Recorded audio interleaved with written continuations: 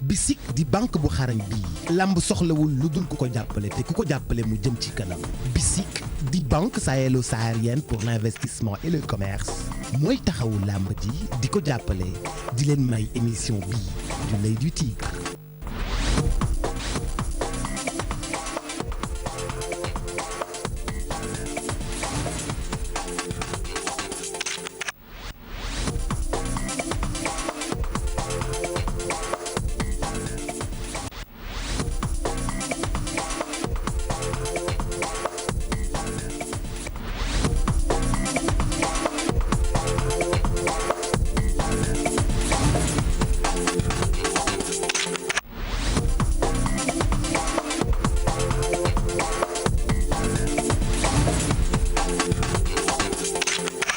Bonsoir à tous, asalaamaaleykum mbokk ci xaydi ñu ngi leen di jaajëfal bu baax ci seetaan bi ngeen di seetaan la télévision Futur Média comme ni ñu koy defee mardi bu nekk à partir de 21h30 dañ leen di daal di dalal ci seen émission préférée l'œil du tigre comme ni ñu koy defee mardi bu jot nag dañuy daal di indi yu spécial yoo xamante ni daf leen di gën a jariñ ci lutte bi teg ci tout le temps dañu am invité de marque invité boo xamante ni ñëpp ko naw Sénégal référence ji ñu daal koy def invité spécial ci l'œil du tigre je suis toujours accompagnée de mon consultant esqualité de mon expert ki nga xamante ni macha allah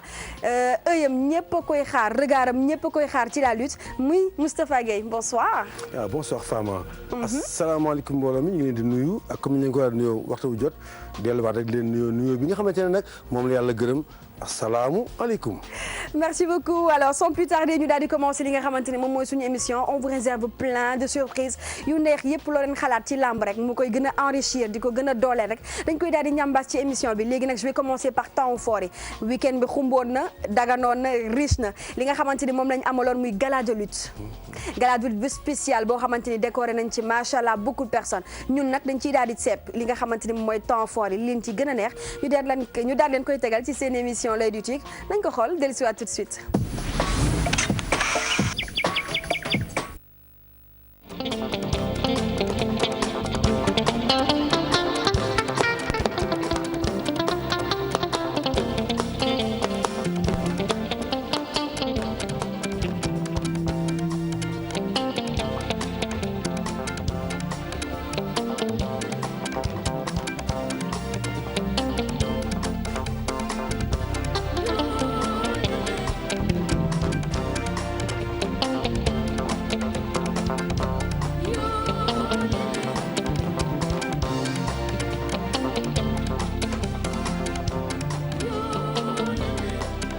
du question dama fi man du question dama fi def lu kenn deful mais yàlla moo koy dogal si jaamam tey si man la ko def suba mën na ko def si Eumeu Sène ginnaaw soo mën na ko def si Balla Gaye kon vraiment kontaan nañ trop. lii mu am yàlla na ko jig di remercier mbër yëpp ba ni mu ko waxee tey kii la suba ëllëgee la donc félicitations Bombardier merci beaucoup. koy félicité bu baax parce que li mooy sport bu boolewul warut a xaajale ñun ñoo bokk ndey ñoo bokk baay xam nga lii dafay tax ñun suñ jëm bopp ñu xam ni ñuy jëfee ni ñuy waxee ak ni ñuy comporté. boo leen nekkee ci làmb ji doon leen ay gaynde mais bu jeexee rek jeex na li ma gis léegi ngeen doxalee nii ku ne woo sa morom loolu la Sénégal di xool ci yéen te amatu leen droit yéen ñii di bëre tey maa leen mag foofu maa leen def si foofu amatu leen droit da ngeen am responsabilité ci réew mi responsabilité bi ngeen am mooy lenn lu yàqu warul jóge ci yéen lu leer laa leen wax nit nag bu la yàlla joxee responsabilité ci àdduna boo ko deful da ngay jàdd gauche doon ñooñu nga xam ne dañ naan ay kii di amoon na fi nekkoon na fi responsabilité mooy lay tax mbooloo mi nga àndal nga leen di wax dëgg di leen jox mbégte boo amee jafe-jafe kenn bañ la bàyyi. sama maam daana wax na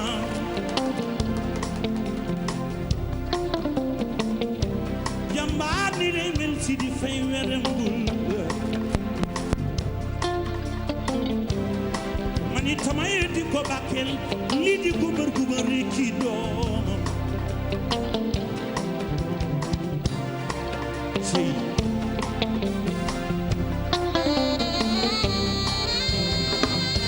ñaña gi gànnaaw ñaña ti Moustapha Gueye ki moo daanu mel ni moo daan yow Tafa Gueye sama maam daan na wax na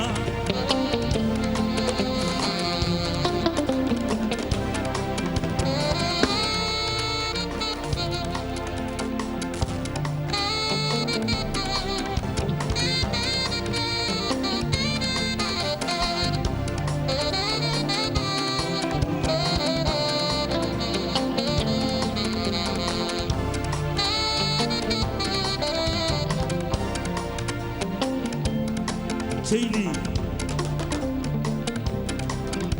biram ab Kumba Njaay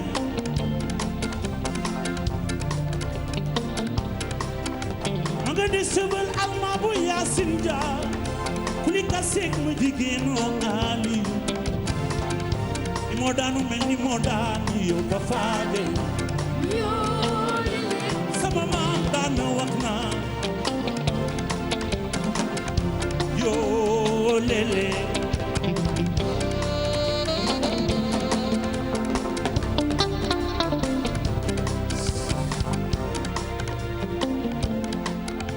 tey moom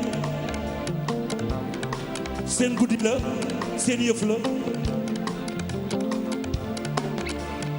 te man dama am histoire ak làmb bind ci ay morceau yooyu laa leen di woyal tey ñeenti morceau la bu ci nekk làmb laa ko dédié kii biñ koy way boobu moom dafa daanu waaye coow li bari lool ñaane gay gana ak ñaañaati gay gana Moustapha Gueye kii moo daanu mel ni moo daan Tafa Gueye sama maam daana wax na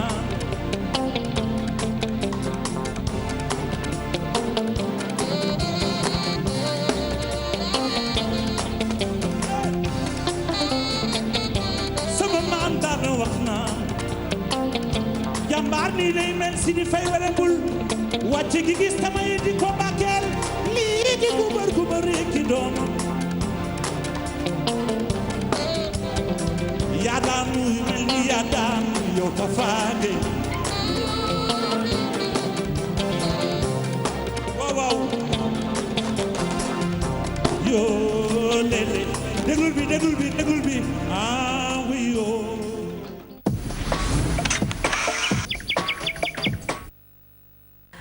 tonton Tafa lii neexoon na de. lii richoon na de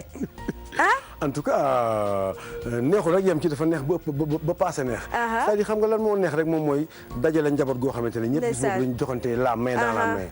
kër yi joxante nekkuloon bisu bëree nekkuloon bisu xeex mbër yëpp communier àndandoo feccandoo bakkandoo kottantandoo ba dëkkanteendoo sax donc ça veut dire que ne yu mel nii nag mooy war di am au lieu de ça muy am une fois par année dañ ko wax def sax peut-être tous les 6 mois pour réfléchir mémoire lutteur ñu xam ne àndandoo rek mooy joxe doole mbooloo mooy doole kon boo seetloo Fama le CNG les managers les lutteurs li nga xamante ne moo tënk lamb yëpp dafa dajee ci benn place ndeysaan lépp nekk si jàmm ak salaam vraiment keroog nag ñun suñu xool tooy na c'était émouvant bëgg nañu trop parce que ñun aussi suñu temps amuñu woon chance am yu mel noonu dëgg la bëgg nañu 23 ans de carrière amuñu chance u dajaloog suñuy morom yi ñu bëggandool toog weccoon te xalaat reerandoo ay ngandoo échangeandoo chance mu tombeel nag moom mooy fi mu ne nii année bi mu tombeel mooy année wu bi nga xamante ne mooy année wu xale yi nga xam ne ñoo xew si jamono bi télévision xewee rajo xew yëpp bari tey jii ndeysaan lii ñu def keroog tey jii mbëri dajaloo wër na àddina ñëpp ko rafetlu macha allah vraiment encore nos encouragements aux lutteurs mais un très grand merci aussi au CNG de lutte l'instance dirigeante de la lutte mais aussi nag dañ koy tënk ci rek encore jël lépp dëxañ ko nag jébal ki nga xamante ne nag mooy Youssou Madjiguène Ndour nag ndax li mu ca loolu laa bëggoon ñëw man prestation boobu moo ma ci gën a neex macha allah te wane na fi nga xamante ni foofu la féete ak mbëri wax na leen ko ñoom la faral ñoom lay jàppale parce que ñoom ñooy avenir u ëllëg naka nga gisee fi mu la waxee lu baax nag waaw non loolu moom mbégte la ci def et puis loolu dafa li ñu wax dafa cher mémoire dafa kontaan loo non seulement Moustapha Gueye mi toogoon am mbégte boppam boo xamante ne intérieur la mais doomu aadama yi nga xam ne dañu ma daan bégge mbaa ñuy bégge làmb de partout dans le monde dafa doon jot ay félicitations di jot ay encore ay encouragement ak mais c'était en 93 li mu woy bi nii 93 léegi fa nga bu ñu ko teggee ci ay at day bari. moos donc ñi ko dundoon jamono yooyu. dañ doon woote di kontaan lool. alors nag c'est la reconnaissance. nitu kóolóore noonu lay mel. dëgg la bu ko nekkoon bu ko def de. y a beaucoup de choses am na morceau yu bari mu woon way mais ni mu ko débuté ak yëpp nag vraiment soxna suñu xol te xam naa ne Fama soxna sa xol. soxna aussi ci xolu téléspectateurs yëpp donc encore une fois un grand merci à Youssou Ndour. alors loolu moo nekkoon temps fort nuit de la lutte donc bii moo nekkoon deuxième édition léegi nag dañuy daal di jàll ci jàkkaarloo comme ni ma leen ko waxee dañuy am tout le temps chaque mardi invité bu spécial invité boo xamante ni référence ci biir réew invité la boo xamante ni invité de marque laa koy woowee. ñuy dalal kan nag tey ci suñu jàkkaarloo. El Hadj Doudou Ndiaye Coumba Rose mi nga xamante ne saa bu sabar tëggee partout dans le monde jógee Sénégal xel yëpp dem ci moom. macha allah ñi mu formé rek. kenn mënul xam na lañ toll ci àddina. ndax li may wax nii kat lu mu dund ak moom la man sama jopp Moustapha Guèye. dem naa ba fekk El Hadj Doudou Ndiaye Rose mu nekk en tournée européenne. yàlla daf ñu considéré ñu daje en Hollande. ok mu ànd ak njaboot gi yëpp ñu tëgg soirée ba mu jeex. non ñoom ñu toog xam nga nag ci askanu ngéwél. dafa am lu ñuy wax dañuy wax séddoo cër. maanaam suñu tëggee ba pare. xaalis bañ fa jël. pàccoo quoi. loolu non en fait dañuy sédd ku ne man ñu may sédd. waaw ma ne man sama yoon nag ci bëgg may sédd dama yem kii sax ñu ne non non non lii suñu cosaan la suñu aadama. suñu aada la même le président de la République bu toogoon fi tey jii bu ñu sédd dañ koy sédd ndax suñu cosaan la. suñu aada la bu ñu la séddoo sax duñu jig. donc loolu dafa yaatu te rëy. yàlla def aussi mu nekk nitu làmb. ndax kii di sabar di làmb. bu ñu dégloo El Hadj Ndiaye li mu wax fi yëpp tey jii. ci li sabar di wax encore en plus ci gën a important moom mooy kii tëgg sabar nekkul rek tëgg ko sabar. dafay def ñaan dafay def léemu waay attention ne vous trompez pas. les tambours majors yi tëggal mbër yi. dañuy jël seen alal dem ñaan lu gi pour seen mbër am ndam. ndax indi mbër tëggal ko sabar mu am ndam la ci yow. déjà boo tëggalee mbër benn yoon ñu daan ko. nga tëggal ko ñaari yoon ñu daan ko ñu commencé la gaafal yow muy tëgg. commencé la seppi. ndan non ki koy tëggal jigu ko encore moom benn histoire boo xamante ne lamb da koy retenir mooy dañ ne mbër. tëgg loxo ku tëgg càmmoñ du tëggal mbër. dañu naan tëggal na mbër ba tay mu daan te loxo càmmoñ lay tëggee. macha allah ay considération yu ndaw la yoo xam ne dafa ci biir lamb yoo xamante ne yëpp je pense que El Hadj Ndiaye tënkal nañu ko fii ci émission bi ngeen gis ko nii donc papa ñu ngi lay gërëm di la sant encore di xam di la ñaan nga yàgg fa loolu encore soxla nañ la dañ la gën a soxlawaat encore papa. asalaamaaleykum El Hadj ñu ngi lay nuyu di la dalal ci plateau wu l'émission L'Oeil du Tigre dañ ko seetaan.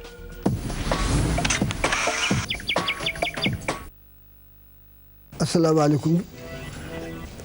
mbokki TFM yi nga xam ni dañu ñëw sama kër di ma ziar si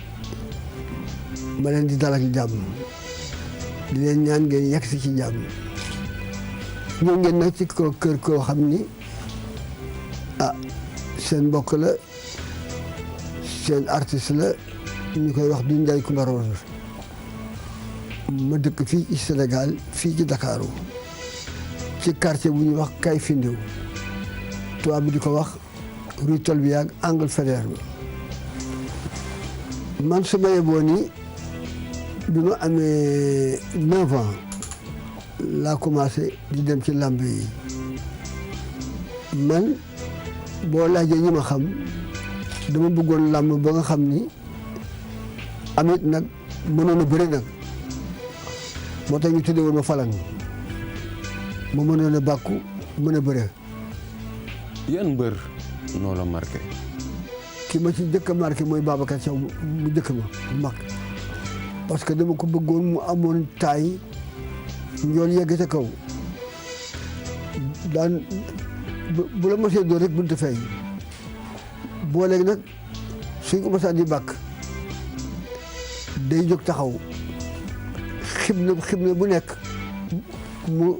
joxoñ fa sengoor bi buñ ko bàkkee nag ku jaan mat sam xel dem ci dee bi ngay dund ak bi ngay dee yëpp sam xel dem ci dee mu joxoñ xibla bi mu def ko ba ñeenti xibla yi def mu waaxu ndànk traversé na géej bi dafa am fu mu daan jaar bu ko defee Papa Latir Lam bi ko daan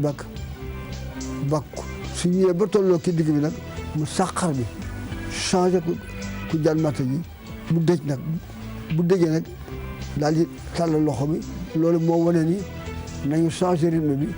ndax booba tam mbër dafay tëbal te loolu gisatuma ko mbër day mën a tëbal mën tam di tari Kumba Saara mën tam buñ lay bàkk nga def ay maanaam nga am looy wax loo xam ni da ngay jat bu ko defee Babacar Sow daal di jël ngembali dajale ko takk ko ba mu dëgër ñu bàkk bu xoolee bu tàllee loxo bi ñu ngi defoon benn croix bu ñu def croix 110 dañu wax ni bu mosaan a dóor dooleem 110 kilos la woon mu tëbal làmb gi dana ko wër 3 fois soog a daaneel loolu la mbër daan def Babacar Sow nag dama ko yàgg supporté booba xale laa. lan mooy importance su tuus pour mbër bi. xam nga li ngi def léegi du tuus bale la tuus dafa am lu mu tekki bala ngi lay tuusal mbër mi bu ñu tëggee rek sa bàkk ndax bu njëkk mbër yi bu ñu ñëwee ci arène bi boo war a ñëw kenn ku nekk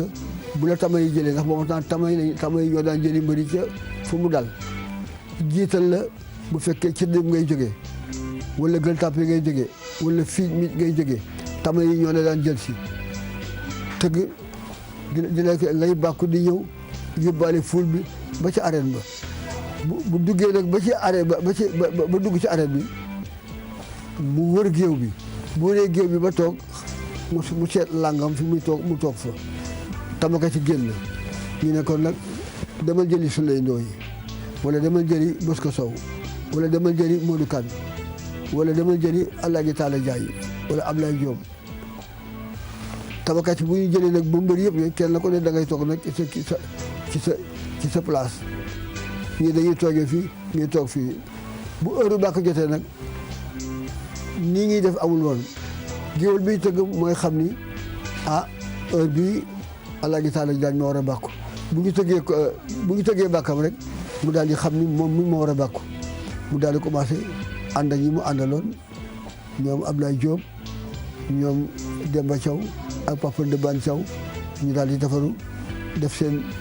takkaat ba dëgg nag jóg ñu bàkk leen ñu xuus noppi bu ñu bàkkee ba wër nag da nga gis nag mbër muy daw ñëw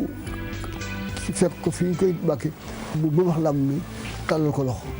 est-ce que tambour major mën na motiver mbër mi. tambour major li mu am ci mbër moo di xam nga kii bàkk mbër mi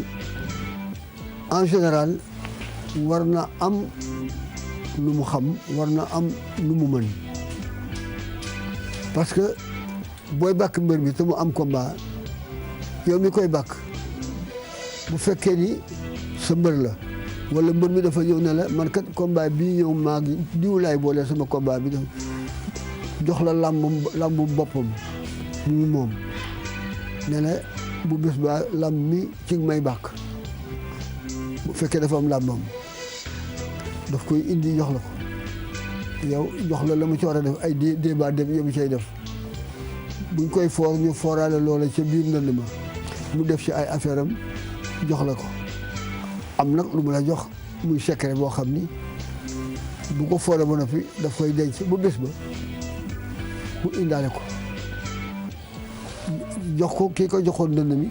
buñ ko fooree ba ñu jox ko mu jox ko nag ki nga xam ni moom ndënd mi bu ñu dara desul li ma koy tuusal pour balaa combat bi ñëw mu am ko ñëw indi ndënd mi jox wan ko ni ko ci ndënd mii ma la joxoon nga foor ko ci may bàkk ndënd moomu tant que combat bi jeexul ndënd mi warul daanu. ban mbër moo gënoon a rafet gën a jantal am doole. xam nga nag ci mbër yu njëkk yi moo tax bëggoon naa bu ma la teeloon a yëg dama lay indil ay photo nga xool mbër yu njëkk yi niñ daan ngémboo boo amulee combat te war a ñëw ci làmb ji mu war a ne làmb ju rëy am tey li waraloon waa Yoof ak waa Caaroy ak waa Jandeer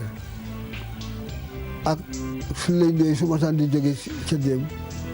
Bosco Sow su ma saan di jóge Medina seen soxna yi jox leen seen dënk yu am maanaa ñu teg na lu ma ñetti sër ngemboo ko bu ñu bàkku ba ca kanam ñu téye ci lafu sër bi wane sër bi ñu ngemboo téye ci bii laf wan la li ñu wan la ni man boo ma saan dégg ñu naan la maa di mbërum buur baa doona du ma teex daf koy ragal ni ngay solo mooy wane ni ku ko solu mbërum caaxaan warulaa dëkk sax ndax ku xool li muy solo xam ni kii fu mu jóge ku am maanaa la. lan la ñu mën a wax ci arbitrage yu démb ak arbitrage yu tey. li ëpp ci seen combat yi chute yu bari di feeñ parce que arbitre ni muy placé moo baaxul kooku daal tey itam verdict yi war nañ koo seet gis naa ci rek semaine bi passé man su ma doon arbitre am na ci combat yoo xam ni su fekkoon ne maa ko doon arbitre dañuy bëriwaat parce que ay ponkal yu bëri ba àndandoo bu ñu fàtte ni mbër mi bëri dafa bàyyi ay ndeyam ak i bàyyam ay jabaram ak njabootam ak ay soppeem ku bëri yaay daanu nag mënu ñàkk waaye nag ñu daan la ci yoon daan la ci lu jaar yoon waaye am na sax façon yoo xam ni dama ne loolu même CNG war na ko seetaan ñaar ñuy bëre ba action génne leen ci saaku yi loolu jarul avertissement parce que action moo leen génne bokkul nag kii bëre ñu dóor ko ba mu daw génne wala mu nekk en mauvaise position mu demal boppam kooku nag waaw mais bu fekkee action moo leen boole ba ñu génn kooku boo ko defee avertissement itam mat naa seetaan. yow Doudou Ndiaye Rose yaa doon tambour major yan mbër. Riis Ñang ci jamonoom dafa mënoon a bëre mën a bàkku mën a ñu doon ay xarit ak Papa Touré ak Mame Gorgui bii ak Youssou Diène li ma voyagé nag ak Riis Ñang ak Papa Touré ànd nañu dem Diourbel bi ñu yegsee sëriñ bi daf ñoo Papa Touré combat bi seet naa ko da ngeen def tout ba wut dàll woo xam ni borom maa daan la tudd ñuy wër nag bala ñuy yegg Diourbel ku tudd maa daan ñu mën a dàllam ndax nee na dàll bu ko yoree ñu bën na ko mu xool ci mbër mi bu neexee yàlla bu ko rega yore daan ñuy seet nag ku tudd maa daan loolu def naa ko moom ak Papa Touré def naa ko ak moom Riis Ñang ñu jóge fi lamb dem Tëngéej lamb ja dem Diourbel dem Ndar Youssou Diène nag moom fu ne la ñu ànd ak moom man ak Weeseng ak lamb bu naa mbaas ak monsieur Fatma Ndiaye ñun ñoo doon seen 4 tambour major yoo xam ne ñooñu bala ñuy kontaan nga dar leen ndax dañuy déggoon te mën a baax ba noppi nag di suñuy xarit ñu bokk grand place ñu daan bokk fu ñuy balootee.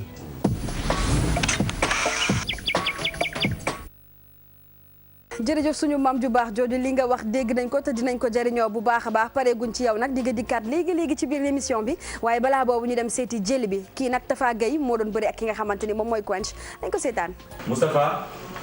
waaw wanati ñu foog naa ni jël bi mooy gën a leer. nekk en garde Quench Lansar jiital taa ko ndeyam mu tam ngemb lu weex waaye ngemb la daa mujj ñuul ci ay saafara ak téere ñu ci def. jiital tànku ndeyjooram ñoom ñaar ñu nekk en garde 2 pieds droits ñaari tànk yi dañoo mel ni ki xaw fóonante waaye nag day indi xeex indi bëre Vamos maa ñu dem ñu lootoo Tafa Gueye numéro 2 avancé jàpp ci loxo bi dóor ko boole koog song jàppante xool Tafa Gueye numéro 2 ñu maîtriser loxo Quench si fii ci biir waaye Quench nag intelligent kii lay xam ne Tafa Gueye numéro 2 lu mu xeex day ñëw jàppante tamit pour bëri si pour tromper ko mu wàcc na xool taxawaay bu jekk ba ak ni mu sëgg bi ci suuf moom Quench Vamos maa wàcc jël ko Quench di ko contrôlé léegi nag Quench nag moo téye nag Tafa loxo téye ko ci benn loxo Tafa Gueye numéro 2 Quench déjà gën a jeune sut ëpp doole gën a nekk xale ba pare am compétition jóge ci combat rek y a tout juste 1 mois et demi jàpp ci 2 mois mu def contrôle défensif jàpp ñaari loxo ci benn loxo c'est énorme parce que loolu ci système bu ñu jàngal la mbër yi boo bëree ku lépp doole mbaa ku la jaaxal da nga def saisie des gis ngeen Quench bi ñu Tafa Gueye numéro 2 daan ko jël benn ah mon consultant jëli bi leer na de ki da ko yenu ba ci kaw yow. bu la neexee nga woowee ko. yenu ba ci kaw. waaw bu la neexee nga woowee ko yenu ba biir bi weex. yenu ba biir bi weex waaw yenu ba biir bi weex langage yu xale la ci ay jamono yu làmb. d'accord maanaam dañ lay yenu ba sa biir bi féete kaw moo tax ñu naan yenu ba biir bi weex. ah macha allah bii de moom leer na nañ. on se retrouve juste après cette page de pub dellusiwaat léegi.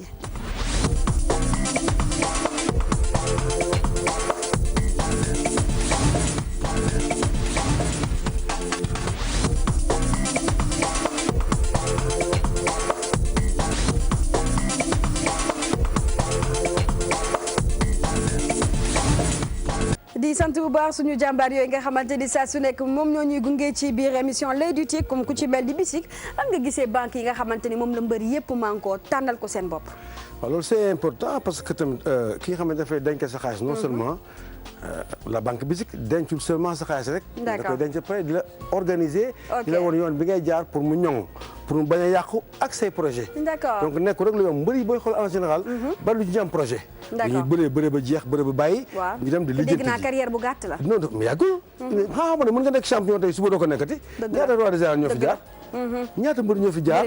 Moustapha Gueye Manga 2 Double Less Mbaye Gueye Mame Ndiambane kenn xamul nu ñu toll. xëy na jamono yooyu li xew léegi xewuloon. amuñu woon léegi nag jamono amuñu woon Bisik exactement. léegi kon am nañ banque mel ni banque Bisik nag. conseil bi gën a cher pour nos jeunes lutteurs là. moom mooy ñu dem rek dénkaane seen xaalis ba pare. ñu di conseil fan lañ koy dugal. pour mu jur leneen lu bokkul ak bëre ji rek. d'accord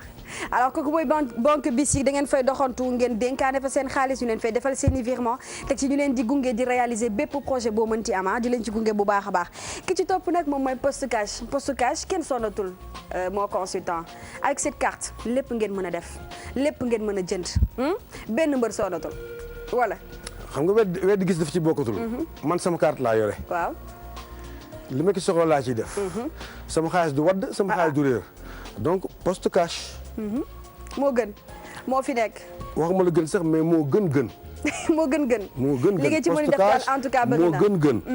mën nga ci fayee say facture mën nga ci yónnee xaalis nit ki jot ko ci saasi mën nga ci demee Europe dem ci à l'international dem ci fu la neex lépp looy jënd carte bi ngay daal di joxe ñu daal di ko ci retiré ci saasi nga mën a nekk dootoo doxantoog liquide ñu koy sàcc baa nga ci am benn tolof donc kii mooy poste cash mooy carte bi gën ci carte yi. moo consultant xam nga ñun suñu biir waañ il faut ñu ñuy dooleel il faut ñu ñuy jàppale donc moom moo tax ñu utiliser jonge am na doore am na tomate boo ci utiliser bu ne da lay gën a jàppale ci sa biir waañ li ngay togg day saf day neex gis nga Adja As moomu noonu jonge rek lay utiliser këram moom la may tout le temps sama kër ma koy jëfandikoo donc looloo tax suñu togg yi di neex di saf jonge moom moo gën ci biir waañ mu ngi noonu. macha allah macha allah. léegi nag ñu daal di jàll ci suñu rubrique taaru lamb dellusiwaat léegi.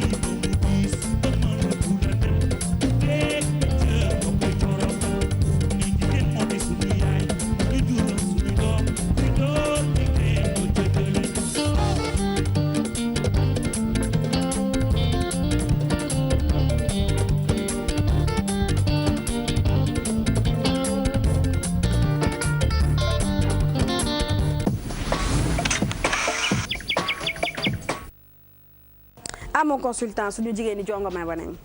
macha allah jigéen ñi macha allah elles sont super jolies. ah la femme sénégalaise est naturellement belle. moo xam da nga xees moo xam da nga ñuul. et encore. li gën a importance ci rubrique bi nga xamante ne moom mooy taawu làmb mooy jigéen ñi léegi góor ñi ëppatu ñeen ci làmb ji. pourquoi parce que proximité bi la. nga dëkk sa koñ yow faama am mbër sa koñ. dañ ko bëgg sax sañse sagal ko. waaw ñëw ci làmb gi jàppale ko. ñooñu nag la ñuy viser ba jam leen. tegal leen ko fii gars yi di ko gis. je pense et puis encore li gën a garaaw li gën a ëpp solo sax moom mooy Mati li nga xamante ne moom mooy jigéen lu mu bokk rek baaxul moo xam bëri la ak lu mu doon ci àddina rek bu ci jigéen àndul rek zéro lay doon. d'accord loolu moom lu yàlla def la ba pare ñooñu jur ñooñu tàggat ñooñu nàmpal ñooñu def aussi li ñu doon. donc loolu lu jigéen bokk rek baaxul encore samay encouragement ci biir li nga xamante ne moom mooy taaru lamb. ñu daal di jàll ci suñu zapping nag ñëpp ko sopp ñëpp ko bëgg parce que macha allah tonton Mbaye Fall ni mu koy defee dafa nice. day dem ci télé bu nekk daal di xool la ca gën le meilleur li nga xam ne moom mooy def buzz mu daal leen koy indi ci suñu zapping nañ ko seetaan.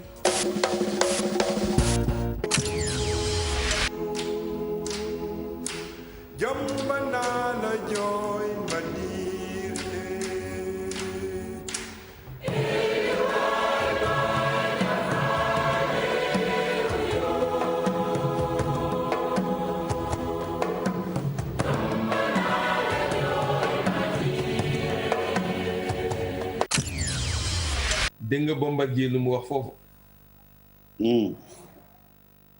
nee na lu mu am ci àddunaam Gris Bordeaux moo gënal man maa ko pose bëri na ay affaire yu mu wax après. mais parce que li tax mu wax loolu parce que dama ko daan rek dama ko daanoon avec la manière. parce que magum. mais glissé wul bi koy daan. non je sais pas dafa glissé wala glissé wul en tout cas bu glissé dafa am na lu mu def ba glissé taxawul rek mu di ko xool moo jékki-jékki glissé. da nga bëgg wax da nga ko dóor mu glissé wala lan nga ko def. non en tout cas nu mën demee taxawul rek di xool ba glissé man Bombardier du suma cible ah. L'effigie du slogan non à la violence. Boy Niang, qu'est-ce que vous avez à dire par rapport justement à cette violence qui gangrène pas seulement la lutte mais tout le sport.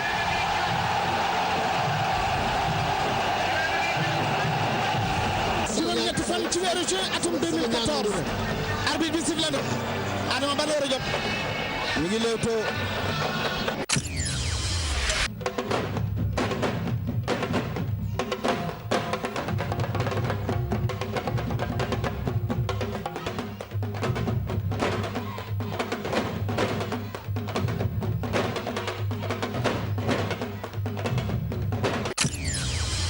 même bu ñu nee roi des arènes ci ay tur ci ay papier ci ay wax même bu ñu nee mooy roi des arènes man je lui considère pas comme roi des arènes parce que maa ko daan. Et il recule et il est ébranlé, il est touché, Jimmy Ellis. Et heureusement, il s'est encaissé, la preuve. Ça fait 2 rounds qu'il est en train de se faire pilonner par Joe Frazier. En haut, en bas, les crochets gauche surtout.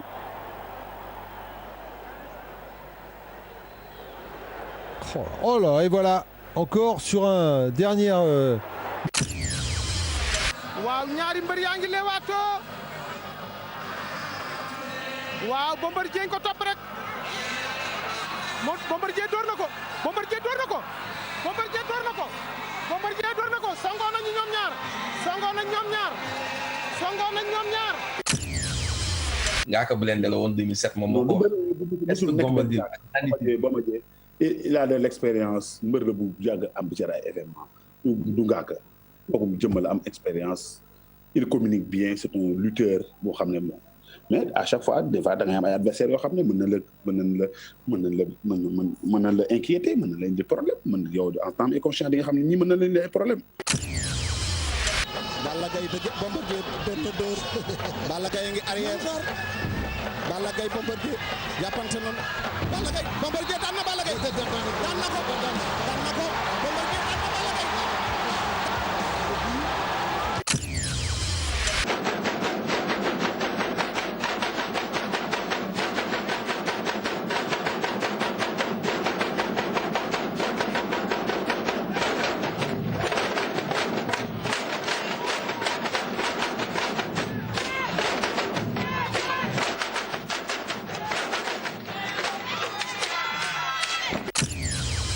Miranda, c'est 42 combats professionnels, 35 victoires.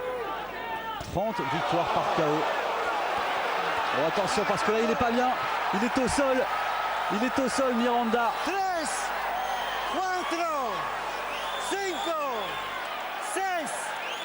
7, 8. ¿Cómo se siente? Walk to me. Le premier compte à 8, Edison Miranda qui est super ravi qu'il va bien. dëgg sa combat ak Bombardier man mun naa ne kon boog na Ardo indi coton bu bari. loolu mën na cee bañ a am sax parce que làmb à chaque fois làmb naxante la rek.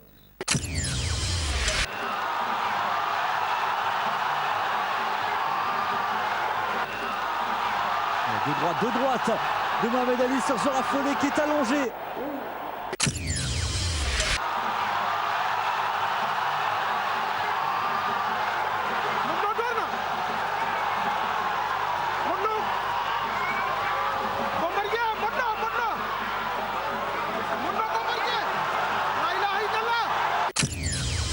ko daan moo tax mu soxla ma mais y a combien de lutteurs fii dama ko daan depuis 2007 laa ko daan ça veut dire que ñaan na yàlla bëri ak man.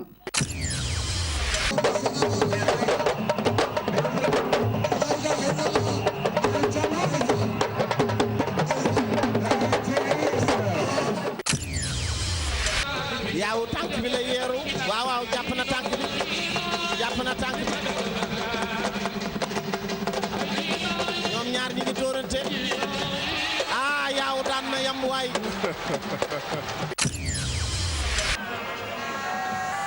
Modou Lo Bombardier koy accéléré rek waaw Bombardier ko topp Modou Lo door na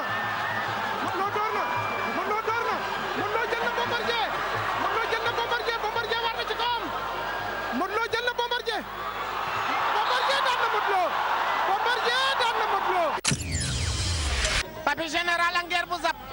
daje nanu Papi jàpp na tànk bi Nguer zap Nguer daanoogul moo ne de Papis taxal na ko chaise bot na ko daanal na ko laay la laa.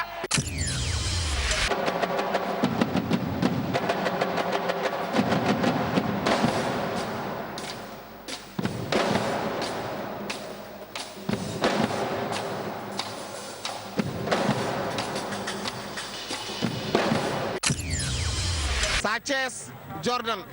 Sa Thiès mépp na Sa Thiès dóor na Jordan daw na jël na ko Sa Thiès sànni na ko mu daan ko mais yow lan la temps yi affaire yi doxul la lu waraloon. Bégaay laa ilaaha illallaah Muhammadu Rasulullah sallallahu alayhi wa sallam man daa am ñoo xam ne dañu may xeex yaa ma dégg am na ñu may xeex mais nag. maanaam xeex bi nu mu demee. xeex bi nu mu demee ay mbir la c'est que man grand place guddi ak toogukaayu guddi ma du ma ko def yaa ma ne ma du ma ko def gars yi ñuy bëgg may fréquenté si ñoom mais du ma fa nangu fréquenté yaa ma ne dañoo bëgg may toog ñoom di waxtaan ak ñoom mais man loolu mënu ma ko. dafa am yéen lay defaale. ay mbir la quoi loolu la moo tax xoolal bari si biir waaye nag xoolal dama daan muy neex bu demee ba demee nii dina baax quoi li yëpp damay xoolaat mais coow ji bu garaawul. aywa yàgg na waay ay ca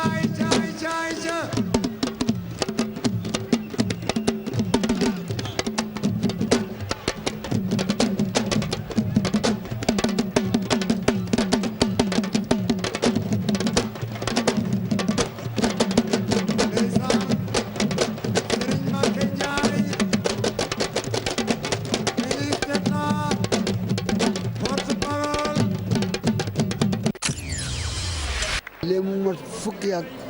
ñaar maa ngi dugg di génn pour mën a defar sama école bi pour en cas heure ma fi jógee bàyyi fi dara waaye bind naa wax naa bind naa fu nekk mais amu ci kenn ku ma jàppale mais rafetoon na mu mën a am école boo xam ni complexe boo xam ni bu ëllëgee ma fi jógee bàyyi fi dara man nag bind rek laa mën ak it nag demandé ngi defal na ko ñaanuma xaalis wayaanuma dama bëgg am loo fi bàyyi pour sama réew. merci beaucoup à tonton Mbaye Fall li mu nga xamante ni moom la ñu monté fii c'est magnifique ah El Hadj Doudou Ndiaye Rose macha allah génie la pédagogue la. macha allah xam nga nag moom taayam ak gabareem daf ko permettre muy def li muy def nii. dëgg la day tëb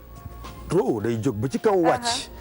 et il danse très bien. macha allah en plus toog jàkkaarloog ay nit lu mat téeméeri sabar ak juróom-ñaar fukk. ku ci nekk nga bëgg a xam lu muy tëgg. ku ci nekk nga koy jox ay ordre ba yëpp tegu ci yoon. loolu yéen mbir la. donc daal vraiment suñu papa du Ndiaye Rose daal vraiment ñu koy ñaanal encore une fois soxla lañ ko. gën nañ ko fay soxla. macha allah mu gën a dem ba ci kanam ak kanam. en tout cas dafa am benn message encore bu mu lancé bu fort.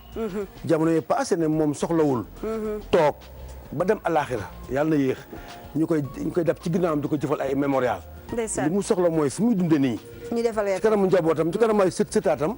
ñu xam kan mooy du Ndiaye Rose. nee daal képp ku ko bëgg a feeteel après sa mort. nee na jël ku nga denc ko soxla ko léegi la ko soxla. te loolu tamit lu ñuy accepté la lu ñuy d'accord la nit ki boo koy defal dara. da nga koy defal mu ne xojj ne déj toog di ko fekkee. dëgg la léegi ba nit faatu Sénégal loolu lañ tàmm. waaw léegi ba nit dem doog a jàppale ba doog a jàppale ñeneen première année deuxième année troisième année non c'est tout de suite.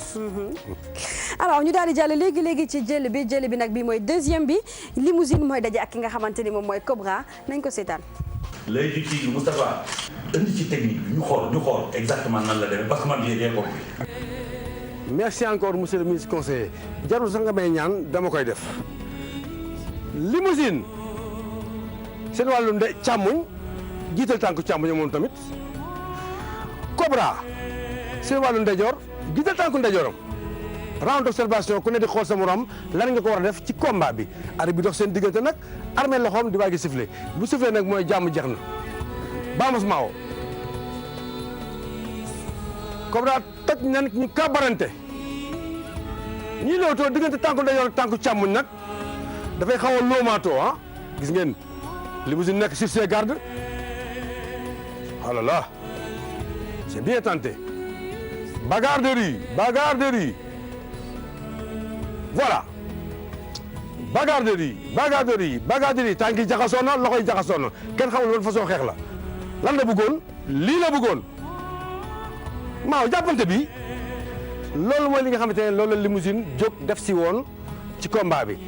xeex n'importe comment mais li mu soxla woon ci làmb gi dëgg-dëgg rek mooy dem jàpp adversaire am li koy digal mooy lii adversaire am dafa nekkoon ci sur la défense di reculer moo tax làmb très souvent ñëw di ko diriger dafa am solo ngeen gis na kon fi mu ne nii Cobra moo nekk diriger combat bi même si c'est désordonné les coups de poing mais diriger na combat bi pour am li mu bëgg mooy jàppante léegi jàppante bi da nga xool kan la avantagé ku nekk sëq na sa ñaari gaño morom ba mu fees del ñu nekk à la recherche ku nekk limousine génn loxo ba situation inconfortable léegi nag pour limousine waaye jàpp na léegi mi koy xañ na ko muy jàpp Cobra moo jàpp limousine jàppul dara léegi nag solution mooy lan ñu ngi jéem a dóor pour am fu mu jàpp foofu ngay jàpp du jàppukaay c'est quasi impossible voilà intérieur la mënoo ko am xañ na la ko crochet extérieur mi ngi jéem a jàpp benn baaraam bi dugg ñaari léegi nag limousine jàpp na Cobra dindi jàpp ba xool Cobra fu mu génne jàpp ba di jàppaat ci biti parce que fii dafa am lu ñuy wax xëccoo parce que ci biir jàppante biir làmb nag dafa am jàpp saisie intérieur ak ki saisie extérieur xoolal ku ci nekk extérieur gi xëccoo extérieur léegi Cobra ñëwaat na am extérieur am na li mu bëggoon parce que fii boo xoolaatee ñaari mbër yi limousine moo nekk intérieur sol loxo bi yóotu ci ginnaaw mais ki nekk extérieur nag dafay bloqué par exemple à partir de épaule bi ak coude bi ki nekk extérieur actuellement nii moom avantage te kon boog fii ngeen jàpp ne kon kii di Cobra numéro 2 moo am extérieur moom avantage saisie bu baax Vamos Mao ñu dem limousine gën a waat na extérieur jàpp ba xaw a jafe ba tey intérieur extérieur ñi xëccoo ñoom ñaar côté parce que kii côté càmmoñ la kii côté ndeyjoor ñu bokk wet Cobra limousine mi ngi jéem a dóor pour waa ji bàyyi fi mu jàpp moom Cobra nga koy lijjanti jàpp dugal na ñaar loxo ci gañe gi moom Cobra limousine di jéem a dóor ay coups yoo xamante ne amul pratiquement benn njëriñ parce que benn amu ci effet kii sax mën nañu ko tuddee combat bi ñaan combat de déclassement wala combat bi wane na boog yow da ngay prouver ne yow mi aujourd'hui war nga bokk ci les grands champions limousine jàpp na li ñu naan jàpp mbusulu ñii di ko woowee mbusulu ñii di ko woowee lippi loolu nag xam naa dañuy dem ba ci Double Less laaj ko luy mbusulu wala laaj ko luy lippi wala Falaye Balde yàlla ko yàlla yërëm loolu bëri jolaa la lippi wala mbusulu limousine di dóor Cobra di ko seetaan muy dóor Allahu akbar léegi nag voilà des accès la def jàppante lañ def ñoom ñaar ku ne tegoonte ay bopp mu génn bàyyi ko dans le vide xoolal léegi limousine fi mu jëm si pour daanu si nga xool aussi Cobra fan la génne pour bàyyi ko dans le vide bàyyi ko ci jaww ji daal di xaal bu leen fàttali rek loxo càmmuñ bi nga xamante ne moom la Cobra téye ca ngembu limousine am na liggéey bari bu mun naa def ci combat bi Vamos maa ngi dem exactement xool ma jël bu jekk ci ci yomb te nekk jël bu jafe xool Cobra boobu ba fu mu féete ak des accès bu mu def xoolal ma bàyyi ko dans le vide féete fu mu féete woon xool fi limousine féete woon fa la Cobra féete ji pour daan ko bàyyi ko dans le vide déséquilibre c'est important du doole du force de pénétration technique de lutte la le déplacement sur les jambes tant que dafa am solo pour nga mën ki déplacé wu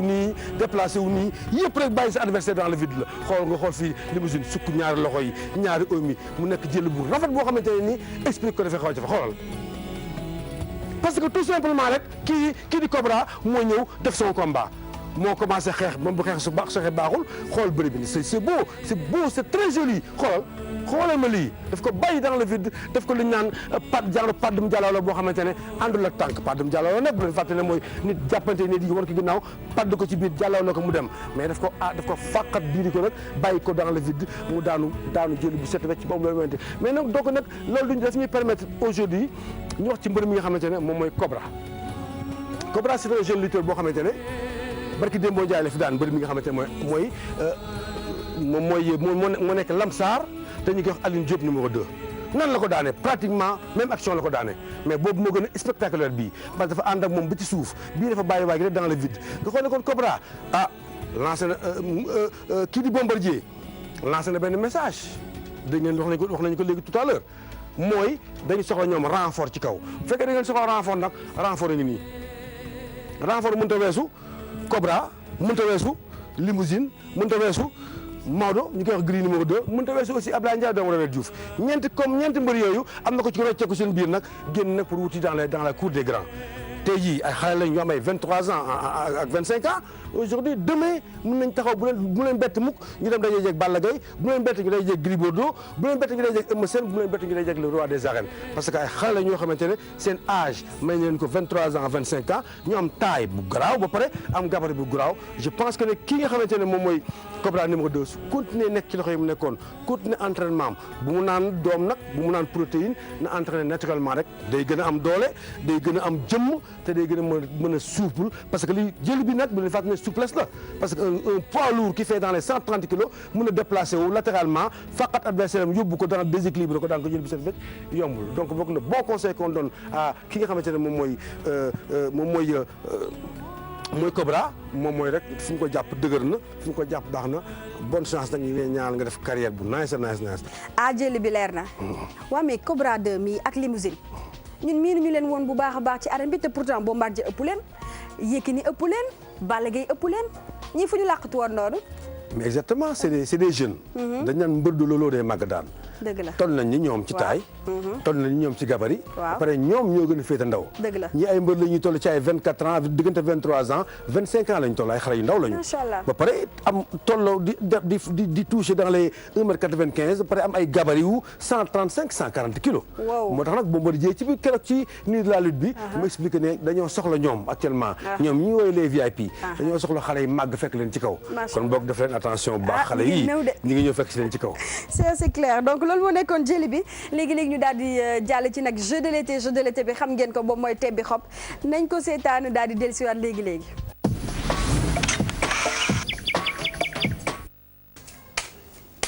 bii mooy. tebbi xob di woon ajjuma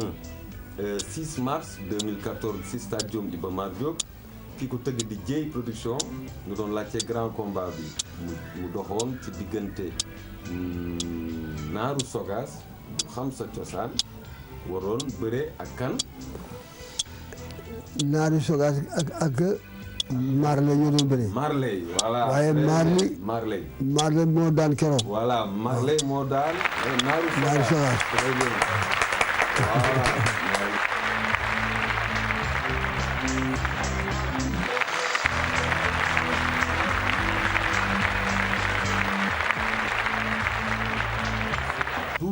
Journée dimanche 18 janvier 2015 stadium Iba Mar Diop Jax production doon ko tëgg ñu doon laajte grand combat bi nag ñu ngi doxoon nag ci doomu dangu bi nekk écurie Songane Gueye d'ailleurs sax moom dañ koo daan ñu lay laaj nag kan moo ko daan xam nga yaa ngi may laaj loo xam ni boobu combat boo gisee ma ci xawte gi ne daf ci am koo xam ni papa gi sama xarit dañoo bokk grand place diggante doomu dangu combat boobu ak kii keroog dafa naa doomu dangu dañ ko daan keroog. dañ ko daan keroog waaye keroog papa ji fekk na ñun defal nañu fa ay teraanga jënd ay boissons ñu supporter waaye yàlla boo bëggee li ko neex rek may def keroog dañoo daan doomu dangu tey waaw naka la tuddati sax xale bi. ki ko daan taay la commencé. waaw taay. Tyson 2. moo ngi ko def waaw moo daan doomu dangu. bravo.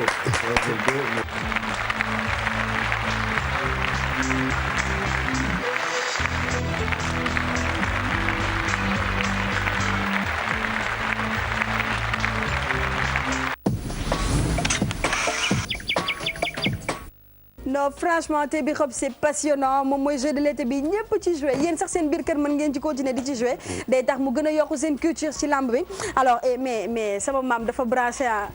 mais sama maam dafa dégg de Fama sa maam nag dafa yàgg ci lamb yàgg dund lamb en plus dafa bokk ci amateur yi gën a régulier ci lamb macha allah saa bu dimanche amee ak fu lamb mën a am Alaaji Ndiaye dafa ñëw toog seetaan lamb macha allah parce que dafa yàgg ci lamb encore fi mu dëkkoon nag ak lamb gi dañoo jël stade Iba Mar Diop Alaaji Ndiaye mu dëkkoon rue 1 d'accord donc bu ko neexee sax am na buntu bu jàkkaarloo buntu këram fa lay jaar dugg dem seetaan lamb ji donc ba léegi moom la tàmm ba xool combat yi mu indi dalay wan ne la du mbër yu mag yi lay seetaan yi ay Koña Dumbul ñëpp lay seetaan benn zone lañu ay Naaru Sokaas ak waaw ay Marley ak Naaru Sokaas Tyson 2 doomu dango ak ki nga xamante ni mooy Koña proposé du ma ko xam parce que yooyu combat man très rarement laa koy dem dinaa koy dem mais El Hadj Ndiaye daal vraiment daal amuñu dara luñ ko mën a wax ci li mu def ak ñun nii merci encore papa jaajëfatee alors ñu daal di jàll nag ci li nga xamante ni moom mooy seen rubrique kii kan la nee naa leen image personnalité la ñuy daal di jël daal di xaw a mélanger tuuti image bi ngeen daal di deviner kan moo ci nekk internet di macha allah yi bëri woon ngeen trop yéen ñi nga xamante ni trouvé woon ngeen image bi nañu xool kii kan la dellusiwaat.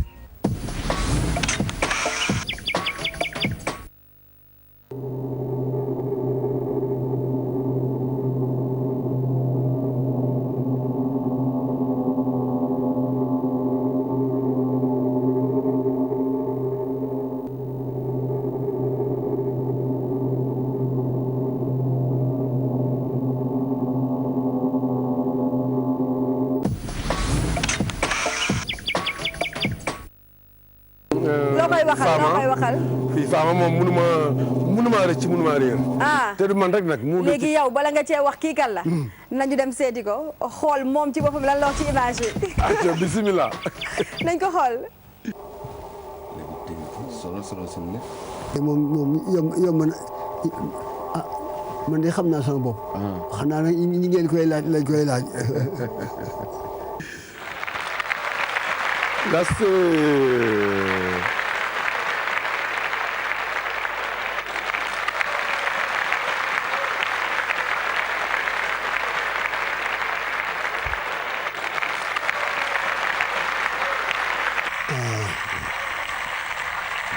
est-ce que fàttali ko lii fan la lii côté bi fan nga ko defee fàtte nga ko defal. waaw fàtte naa ko de. mais daal kii yow la. waaw kii moom man la kii moom man la. kii daal ambassadeur bi la daal. waaw. kii yëpp turu Sénégal fu nekk. waaw. image bi leer na kii suñu maam Doudou Ndiaye Rose gis ngeen yéen internet di trouvé ngeen ko yéen yi nga xamante ni yéen a safoo suñu page Facebook tout le temps ngeen ciy dugg di commenter di encourager di gën a bàkk lu baax seen mbëri kontaan nañ ci yéen bu baax a baax donc image bi ñi nga xamante ni trouvé nañ ko nag waa dama ciy ànd ak ku mat koo xamante ni moom mooy banque Bisik moom nee na tout le temps daf leen ciy jàppale yéen ñi nga xamante ni yéenay nekk ci page bi ancré wu bu baax a baax ci lutte bi daf leen di may ay bons d'ouverture de compte foofu ca banque ba ngeen ñëw mu jàppale leen teete leen ngeen gën a mën a réaliser seeni projet donc on va choisir les 10 première personne ñu daal leen di tànn ñu ñëw fii ci télévision Futur Média daal di jël si li nga xamante ni moom mooy seen bon d'ouverture de compte Bisik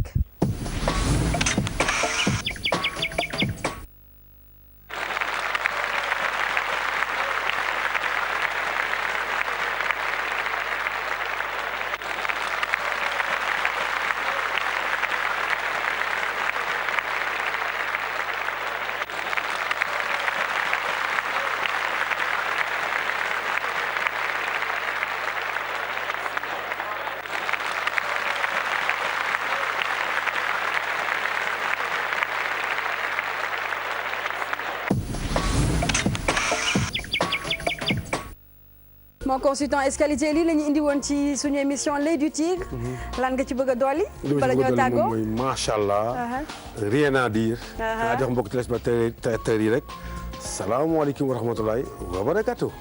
ñu ngi leen di sant bu baax yéen ñi nga xamante ni yéen a safoo télévision Futur Média di ko seetaan saa su nekk li lañ leen indiloon ci émission l'œil du tigre di remercier li nga xamante ni moom mooy équipe technique bi di ci njëkkee tonton Mbaye Fall moom mi nga xamante ni lépp luy rubrique lépp loo xamante ni moom mooy jàll fii ci émission bi moom moo koy lijjanti moom moo koy gérer ba mu ni cooc ñun ñu mën koo jottali donc di ci remercier réalisateur bi nga xamante ni moom mooy Mao Cissé ak équipe am bi mu àndal caméraman yi ñoom ñëpp ñu ngi leen di jaajëfal bu baax a baax di remercier ñi nga xamante ni nag ñooy jaay ci habillement bi di jaar ci bopp bi ñooñu amuñu seen fay ku ci mel ni Dija Dabo moom moo jaar ci tenue bi ma sol donc doxantu leen fa moom mu ngi nekk Médina ngeen mën a am sañsa yu baax ngeen doxantu aussi fi nga xam ne mooy institut de beauté Femme Thioune bi nekk Sacré-Cœur en face Curie Tisane ñu mën leen defal seen bopp di leen jaajëfal di leen remercier di nuyu Absa sama mag ju baax jooju nekk HLM Grand Yoff di leen souhaiter une excellente soirée di leen jox rendez-vous la semaine prochaine ci yeneen IFM avec la lutte.